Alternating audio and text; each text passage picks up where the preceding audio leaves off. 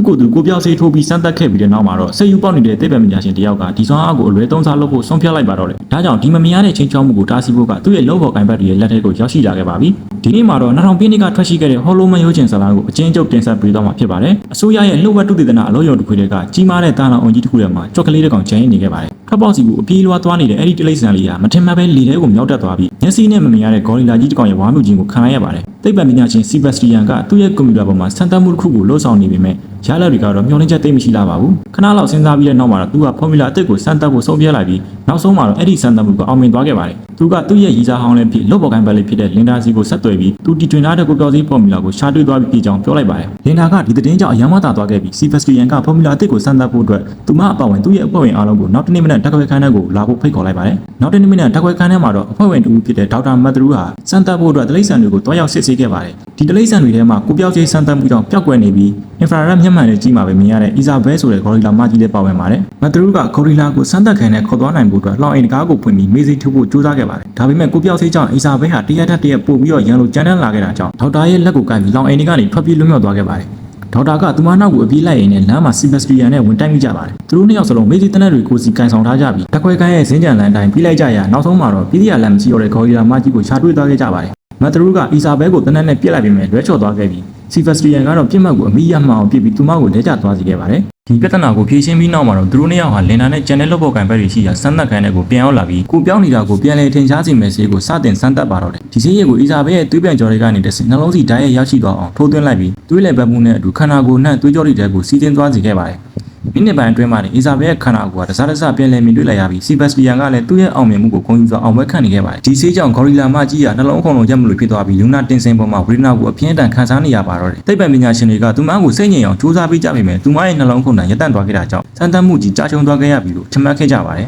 စတီဗီကတော့လက်မချော့သေးပဲသူ့ရဲ့လုပ်ဖို့ကန်ဘက်တွေကိုနှလုံးနှိုးဆက်နဲ့အသက်ပြန်သွင်းဖို့အမိန့်ပေးခဲ့ပါတယ်မတ်သရူးကိုအီဇာဘဲရဲ့နှလုံးထဲစစ်ထိုးသွင်းမှုပြောခဲ့ပြီးမကြာခင်မှာပဲသူမရဲ့အသက်အန္တရာယ်ရှိလက္ခဏာတွေဟာတဖြည်းဖြည်းပြန်လည်တည်ငြိမ်လာတာကိုတစ်ဖွဲ့လုံးသတိပြုမိသွားကြပါတယ်ဂေါ်ရီလာမကြီးကသတိပြန်လည်လာပြီးသူမရဲ့အတွင်းကလေးစားတွေအရေးပြားတွေနဲ့အမွှေးမြူနေအားလုံးကွက်ကွက်ကွင်ကွင်ပြန်မြင်လာရပါတော့တယ်ဒီပြောင်းပြန်အာနီတင်စီးတာအောင်မြင်သွားခဲ့တာကြောင့်တစ်ဖွဲ့လုံးဟာဒီအောင်ပွဲကိုဇိမ်ကန်စားတောက်ဆိုင်တစ်ခုမှာတွားရောက်ဆင်နွှဲကြပါတယ်ညစာစားနေရင်စတီဗ်နဲ့လင်ဒါတို့ဆိုင်ပြင်ပမှာစုံမိကြပြီးစတီဗ်ကသူ့ရဲ့ဆက်ဆံရေးဟောင်းကိုပြန်လည်စပြုဖို့ကြိုးစားခဲ့ပါတယ်ဒါပေမဲ့လင်ဒါမှာနောက်ထပ်တွဲနေတဲ့သူရှိနေပြီဖြစ်တာကြောင့်ညှင်းပယ်လိုက်ပြီးစတီဗ်ကလည်းသူမရဲ့ဆုံးဖြတ်ချက်ကိုလက်ခံလိုက်ပါတယ်ဒါပေမဲ့လင်ဒါရဲ့ချစ်သူအသေးဟာသူ့ရဲ့လုပ်ဖို့ကိုင်းမဲ့ဒေါက်တာမတ်သရူးဖြစ်နေလိမ့်မယ်လို့တော့သူလုံးဝမယဉ်မိခဲ့ပါဘူးနောက်တနေ့စတီဗ်လင်ဒါနဲ့မတ်သရူးတို့ဟာဒီစမ်းသပ်မှုရလဒ်ကိုတင်ပြဖို့ပင်တဂွန်စစ်ဌာနချုပ်ကိုရောက်သွားခဲ့ကြပါတယ်ဒါပေမဲ့သိပ္ပံပညာရှင်စတီဗ်ဟာအရာအလုံးကိုအောင်မြင်သွားပြီလို့အမှန်တိုင်းမပြောဘဲသူ့ရဲ့ project ကိုအပိသက်ဖို့အချိန်ထပ်လို့သေးတယ်ဆိုပြီးလင်ညာပြောဆိုခဲ့ပါတယ်အစည်းအဝေးပြီးမှလုပ်ဖို့ကိုင်းဘက်တွေကသူ့ရဲ့အပြုတ်မှုအတွက်အပြစ်တင်ကြပေမဲ့စတီဗ်ကတော့အစိုးရကိုသူ့ရဲ့ဖန်တီးမှုကိုလွှဲမပေးနိုင်ဘူးလို့ပြောခဲ့ပါတယ်သူကဒီဆေးကိုလူသားတွေပေါ်မှာစမ်းသပ်ရှင်နေပြီးပထမဆုံးစမ်းသပ်ခံမဲ့လူကတော့သူကိုယ်တိုင်ပဲဖြစ်ပါတယ်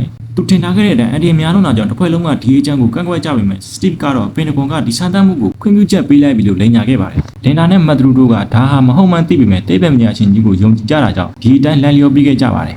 နောက်ဆုံးတော့စမ်းသပ်မဲ့နေ့ကိုရောက်ရှိလာခဲ့ပြီးစတီဗ်ဟာမထွက်ခွာခင်မှာမှန်တဲ့ကသူ့ရဲ့ရုပ်သွင်းကိုနှုတ်ဆက်စကားဆိုခဲ့ပါတယ်သူ့ရဲ့အဖွဲ့သားတွေကစမ်းသပ်ခံထဲမှာအတင်းဆောင်ဆိုင်နေကြပြီးသူကတော့လူနာကရင်ပေါ်မှာလဲလျောင်းကသူ့ကိုယ်သူကိုပြောစီထိုးသွင်းလိုက်ပါတော့တယ်အစပိုင်းမှာစီးကဘာအာနိသင်မှမပြပေမဲ့မကြခင်မှာစတီဗ်ရဲ့တကူလုံးကမခံမရဲနိုင်လောက်အောင်ပြင်းထန်တဲ့ဝေဒနာကိုခံစားရပါတော့တယ်။အာကျင်မှုဝေဒနာနဲ့အတူစတီဗ်ရဲ့အရေးပြားတဖြည်းဖြည်းပျောက်ကွယ်သွားပြီးအတွင်းဘက်အလွှာတွေဖြစ်တဲ့ကြက်သားတွေနဲ့အသားမြင်တွေကွက်ကွက်ကွင်ပေါ်လာပါတော့တယ်။အသက်အန္တရာယ်ရှိတဲ့လက္ခဏာတွေအစမတန်မြင့်တက်လာပြီးနှလုံးခုန်ရတော့မယ့်အခြေအနေကိုပြသနေတာကြောင့်အခြေအနေကပိုပြီးဆိုးရွားလာခဲ့ပါပြီ။လင်ဒါနဲ့အဖွဲ့သားတွေကသူ့ရဲ့နှလုံးခုန်လုံးကိုပြန်လည်တည်ငြိမ်အောင်ကြိုးစားခဲ့ကြပြီးကံကောင်းစွာနဲ့ပဲနောက်ဆုံးမှာတော့နှလုံးခုန်တန်တွေပုံမှန်ပြန်ဖြစ်သွားပြီးအရေးပြားကြက်သားနဲ့အယိုးတွေအားလုံးတဖြည်းဖြည်းချောမွေ့သွားပျောက်ကွယ်သွားပါတော့တယ်။စတီဗ်တယောက်လုံးဝကိုပျောက်သွားခဲ့ပြီးစမ်းသပ်မှုရဲ့ပထမအဆင့်အောင်မြင်သွားခဲ့ပါပြီ။ခန္ဓာကိုယ်ကအာရုံကုန်ခံသွားတာကြောင့်စတီဗ်ကအိပ်ပျော်သွားခဲ့ပြီးလင်ဒါနဲ့မတ်သရူးတို့ကစောင့်ကြည့်နေခဲ့ကြပါတယ်။နိုင်အနှဲငယ်အကြာမှာစတီဗ်ကနိုးလာခဲ့ပေမဲ့သူ့ရဲ့မျက်ခုံတွေပါပျောက်ကွယ်နေတဲ့ကြောင့်အလင်းရောင်တန်းကိုမခံနိုင်ပဲစိတ်အနှောက်အယှက်ဖြစ်နေခဲ့ရပါတယ်။ဒါကြောင့်လင်ဒါကတက်ခွဲကန်းထဲကမိတွေကိုမိတ်ပေးလိုက်ပြီးအဖွဲ့သားတွေကိုကိုပြောက်လူသားနဲ့မိတ်ဆက်ပေးခဲ့ရအဖွဲ့သားတွေကရလတ်ကိုကြည့်ပြီးအံ့ဩနေရတယ်လို့တစ်ဖက်ကလည်းကြောက်နေနေခဲ့ကြပါတယ်စတီဗ်ကသူ့ရဲ့ကိုပြောင်းနေတဲ့အခြေအနေကိုခွင့်ကောင်းယူပြီးလုပ်ဖို့ကံဘက်တွေကိုလိုက်လံနောက်ပြောင်ပါတော့တယ်။ဒါပေမဲ့ဖရန့်ကအင်ဖရာရက်မျက်မှန်ကတခြင်းသူရှိတဲ့နေရာကိုတိလိုက်ပါတယ်။ဒီနောက်တော့လင်ဒါနဲ့မတ်သရူးတို့ကသူ့ကိုအနားယူဖို့နဲ့စောင့်ကြည့်စစ်ဆေးဖို့အတွက်အခန်းတစ်ခန်းထဲကိုခေါ်သွားပြီး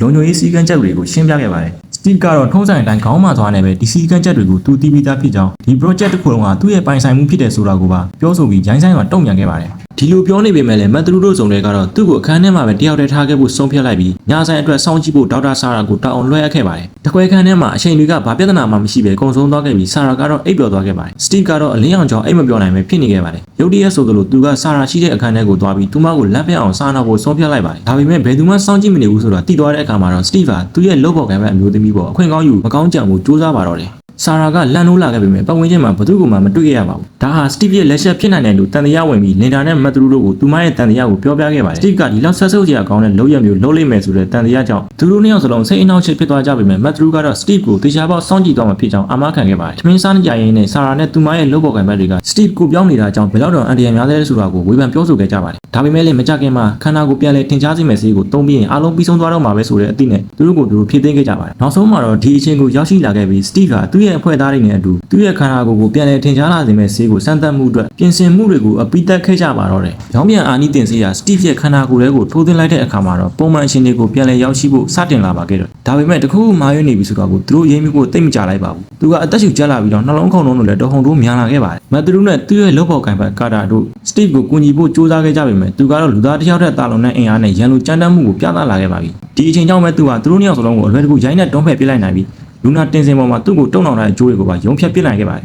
။ကျန်တဲ့အဖွဲ့သားတွေကဝင်ရောက်တားဆီးဖို့စူးစမ်းခဲ့ကြပေမဲ့စတီဗ်ကတတိလင့်ပဲလဲကျသွားခဲ့ပြီးဂရင်မော်ကိုပဲပြန်တင်လိုက်ရကမိနစ်ပိုင်းအတွင်းမှာတင်သူ့ရဲ့ခန္ဓာကိုယ်ကကိုပြောက်အခြေအနေကိုပြန်လဲရောက်ရှိသွားပါတော့တယ်။ခန္ဓာကိုယ်ပြန်လဲတင်ရှားစေမဲ့စီကအလုံးမလုံးတာကိုသိလိုက်ရပြီးဖော်မူလာအသစ်တစ်ခုကိုထပ်မံဖန်တီးဖို့လိုအပ်နေပြီဆိုတာနားလည်သွားခဲ့ကြပါတယ်။လင်တာနဲ့မတ်သူတို့ကစတီဗ်အလင်းရောက်တန်ကနေကာကွယ်ပြီးအလုံးလုံးနိုင်ဖို့အတွက်မျက်နှာဖုံးအသစ်တစ်ခုကိုပြုလုပ်ပေးခဲ့ကြပါတယ်။ဒီလိုနဲ့စမ်းသပ်မှုအသစ်တွေကိုစတင်ခဲ့ကြပေမဲ့ရက်တွေသာကုန်ဆုံးသွားခဲ့တယ်။စူးစမ်းမှုတိုင်းကတော့ကြာရှုံးနေသေးပါပဲ။စတီဗ်ဟာစီးရဲ့ဘေးထွက်ဆိုကျိုးတွေကြောင့်ရောနေတိုင်းတက်ခွဲခန်းထဲမှာပဲအထီးကျန်စွာပိတ်လောင်ခံရတဲ့အကြောင်းမှာစိတ်မသက်မသာဖြစ်လာခဲ့ပါတယ်။တညမှာတော့ဒီလိုပိတ်လောင်ခံရတာကိုမခံနိုင်တာကြောင့်လုံခြုံရေးစည်းကမ်းချက်တွေကိုစန့်ကျင်ပြီးအပြင်ထွက်ဖို့ဆုံးဖြတ်လိုက်ပါတော့တယ်။ကာတာကသူ့ကိုတားဖို့စူးစမ်းခဲ့ပေမဲ့စတီဗ်ကတော့ဂိမ်းမဆိုင်ပဲသူ့ကားနဲ့သူမောင်းထွက်သွားခဲ့ပါပြီ။လန်ကူလာမှာကလေးနှစ်ယောက်ကစတီဗ်ကိုလှမ်းကြည့်ပြီးသူ့ရဲ့ရုပ်သွင်းကအရန်ထူးဆန်းနေတာကိုသတိပြုမိသွားကြပါတယ်။ဒီကစတီဗ်ကသူ့ရဲ့ကိုပြောင်းနေတဲ့အချိန်ကိုခွင့်ကောင်းယူပြီးနေကမျက်မှန်ကိုရွှတ်ပြလိုက်တာကြောင့်ကလေးတွေကတရေဆိုပြီးလမ်းပြသွားကြပါတယ်။မိနစ်ပိုင်းအကြာမှာတော့သူ့ရဲ့တိုက်ခိုင်းစီပြန်ရောက်လာခဲ့ပြီးဗရင်ပေါက်ကနေတဆင့်သူ့ရဲ့လှပတဲ့အင်နီနာဂျီအမျိုးသမီးလေးဟာအဝိစားမလဲခင်လိုက်ကာတွေလိုက်ပိတ်နေတာကိုလှမ်းမြင်လာရပါတယ်။ဒီနောက်မှာတော့စိတ်ယူပေါက်သွားတဲ့စတီဗ်ဟာမတွေးဝန်းစရာအလုပ်တွေကိုလုပ်ဖို့ဆုံးဖြတ်လိုက်ပြီး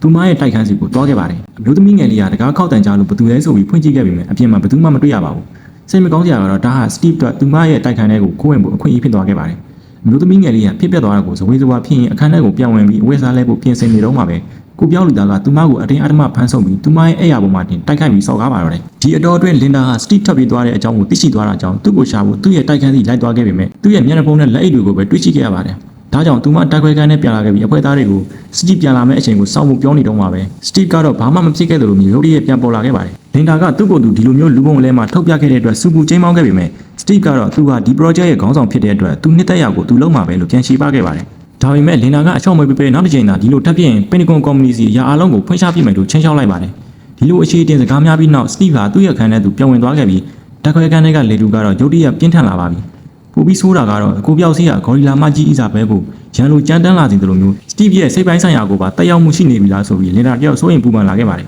။သူမရဲ့စိုးရင်စိတ်တွေကလည်းအမှန်တကယ်ဖြစ်လာခဲ့ပါပြီ။ဘာဖြစ်လို့လဲဆိုတော့စတီဗ်ကကိုပြောင်းနေရတာကိုသဘောကျနေခဲ့ပါပြီ။မတ်သူကစတီဗ်ရဲ့ကိုပြောင်းနေမှုကိုပြန်လဲရုပ်သိမ်းပေးနိုင်မယ်နီလန်းကိုရှာဖွေတွေးကြည့်ပြီးလို့ယုံကြည်သွားတဲ့အထိသူ့ရဲ့လေးလာမှုကိုဆက်လက်လှုပ်ဆောင်ခဲ့ပါတယ်။သူကစမ်းသပ်မှုတစ်ခုလုပ်ဖို့အတွက်အဖွဲ့သားအားလုံးကိုခေါ်လိုက်ပြီးအောင်မြင်မှု95%အထိရှိနေခဲ့ပါတယ်။ဒါပေမဲ့မကြခင်မှာဒီဆေးရသွေးရည်ကဆဲတွေကိုဖျက်ဆီးပြနိုင်တာကြောင့်ဒီတစ်ချိန်စူးစမ်းမှုကလည်းထပ်မံကြာရှုံးသွားရပြန်ပါတယ်။ဒါဟာတခွဲခန်းထဲမှာပိတ်လောင်ခံရတာကိုမခံမရနိုင်ဖြစ်ပြီးသူ့ရဲ့လုပ်ပေါ်ကိုင်ဘက်တွေအပေါ်ပို့ပြီးတော့စိတ်မရှိရိုင်းဆိုင်လာတဲ့စတီဗ်တော့ပြီးခံနိုင်စွာကုံဆုံးသွားစေတဲ့နောက်ဆုံးအချိန်ဖြစ်သွားခဲ့ပါတော့တယ်။နောက်ပိုင်းမှာတော့သူ့ရဲ့ခန်းထဲမှာအိတ်ဖို့ကြိုးစားရင်စတီဗ်ကလုံခြုံရေးကင်မရာကိုလှမ်းကြည့်ရကနေအကြံတစ်ခုရသွားခဲ့ပါတယ်။သူကတခွဲခန်းထဲကကိရိယာတချို့ကိုယူပြီးကင်မရာကိုပြုပြင်လိုက်တာကြောင့်ကင်မရာဟာသူ့ကိုဂရင်ပေါ်မှာလှည့်လျောင်းနေတဲ့မှတ်တမ်းဟောင်းကိုပဲထပ်ခါတလဲလဲပြသနေပါတော့တယ်။ဒီအကွက်ကြောင့်ပဲစတီဗ်ဟာဘယ်သူမှမရဲမိပဲတခွဲခန်းထဲကနေလွတ်မြောက်သွားခဲ့ပြီးလင်ဒါရဲ့အိမ်စီကိုသွားခဲ့ပါတယ်။အရေးပေါ်လေကားကနေတဆင့်တက်သွားပြီးသူ့ရဲ့ရီးစားဟောင်းတိုက်ကန်ဘရင်ဘောက်ကနေချောင်းကြည့်လိုက်တဲ့အချိန်မှာတော့အဲ့ဒီအခန်းထဲကိုအရှာတယောက်ရောက်နေတာကိုတွေ့လိုက်ရပါတယ်။သူအံ့ဩဒေါသထွက်သွားရတာကတော့မတ်သူရောက်လာတာကိုမြင်လိုက်ရပြီးသူတို့နှစ်ယောက်ရဲ့ပတ်သက်မှုကိုပါသိရှိသွားရလို့ပါပဲ။သူတို့စုံတွေဟာရိုမန်တစ်ဆန်တဲ့အချိန်ခုကိုဖျက်ဆီးတော့မဲ့ဆဲဆဲမှာဒေါသအမျက်ချောင်းချောင်းထွက်သွားတဲ့စတီဗ်ဟာအိတ်ကန်ဘရင်ဘောက်ကိုရိုက်ခွဲပြီးထွက်ပြေးသွားခဲ့ပါတယ်။ဒီလိုလမ်းပြစရာဖြစ်သွားပြီးနောက်မှာတော့လင်ဒါဟာဖရန့်စီကိုဖုန်းဆက်ပြီးစတီဗ်အကြောင်းမေးမြန်းခဲ့ပေမဲ့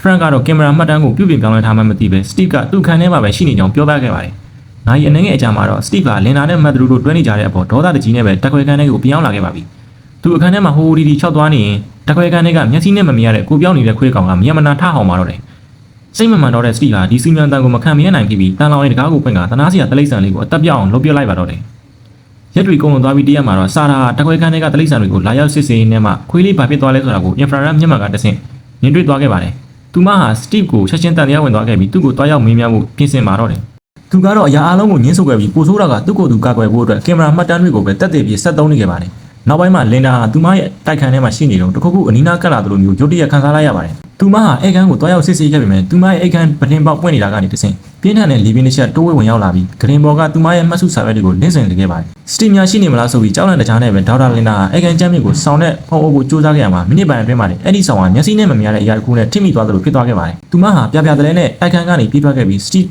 မန်နဂယ်ရှိမရှိသိနိုင်မှုတက်ခွဲကန်းစီကိုကားမောင်းထွက်ခဲ့ပါတယ်လုံခြုံရေးကင်မရာမှာတော့သူချင်းနေကြောင်ပြနေပေမဲ့ဒေါက်တာလင်ဒါကတက်တည်ပြဖို့အတွက်အခန်းထဲထိတွားကြည့်ခဲ့ရမှာအခန်းကဗလာချင်းနေတော့ကိုတွေ့လိုက်ရပါတယ်ဒါတွေမကသေးပဲစတီဗ်ကကင်မရာကိုပြပြင်ပြောင်းလဲထားတာကိုပါသူမှမြင်တွေ့သွားခဲ့ရပြီးကင်မရာမှတ်တမ်းတစ်ခုလုံးကအထူးရောင်ဖြစ်နေကြောင်တက်တည်ပြနိုင်ခဲ့ပါပြီဒီအခါမှာတော့စတီဗ်ကဘာတွေလုပ်နိုင်လဲဆိုတော့ကိုသိရှိသွားကြပြီးလင်ဒါနဲ့မတ်ထရူးတို့ကအမတရားအလုံးကိုဖွင့်ချဖို့အတွက်ကော်မတီဥက္ကဋ္ဌစီကိုတွားဖို့ဆုံးဖြတ်လိုက်ကြပါတယ်ဒီတော်တင်းမှာပဲသူမကချန်တဲ့အဖွဲ့သားတွေကိုတက်ခွဲခန်းထဲမှာပဲနေပြီးစတီဗ်ကိုစောင့်ကြည့်ပြီးဖို့တောင်းဆိုခဲ့ပါတယ်စတီဗ်ကတစ်ချိန်လုံးသူတို့နားမှာရှိနေခဲ့ပြီးအချိန်ဒီအားလုံးကိုသိရှိနေခဲ့မှန်သူတို့မရဲမိပဲအဖွဲ့သားအားလုံးကအစီအစဉ်တိုင်းဆက်လုပ်ဖို့ဆုံးဖြတ်ခဲ့ကြပါတယ်ဒီနောက်တော့သူကကော်မတီဥက္ကဋ္ဌရဲ့အိမ်စီကိုတွားမဲ့မတ်ထရူးတို့စုံတဲ့နောက်ကိုတကောက်ကောက်လိုက်သွားခဲ့ပါတော့တယ်ကော်မတီဥက္ကဋ္ဌကြီးကဖြစ်ပြသမျှကိုသိရှိသွားတဲ့အခါမှာတော့သူတို့စုံလဲကိုတက်ခွဲခန်းစီပြန်သွားခိုင်းပြီးသူကိုယ်တိုင်ကတော့အရာအားလုံးကိုဖြည့်ချင်းမှုစစ်တပ်ထံအကူအညီတောင်းခံပေးမယ်လို့ပြောကြားခဲ့ပါတယ်မတ်ထရူးတို့စုံလဲထွက်သွားပြီးတဲ့နောက်မှာတော့အဖိုးကြီးဟာစစ်ဗိုလ်ချုပ်တို့ဦးစီကိုဖုံးဆက်ဖို့ပြင်ဆင်လိုက်ပေမဲ့ဖုံးလိုင်းကထူးဆန်းစွာပဲချက်ချင်းပြတ်တောက်သွားခဲ့ပါတယ်ဒါတင်မကသေးပဲသူ့အိမ်တကာကြီးကပွင့်နေတာကိုပါတွေးလိုက်ရတာကြောင့်တွားရောက်စစ်ဆေးခဲ့ပေမဲ့ပတ်ဝန်းကျင်မှာဘယ်သူမှမတွေ့ခဲ့ရပါဘူးဒီနောက်တော့အဖိုးကြီးကသူ့ရဲ့ဆေးလေးကိုမြင်လိုက်တဲ့အခါမှာတော့ဆေးလေးငွေတွေကရုတ်တရက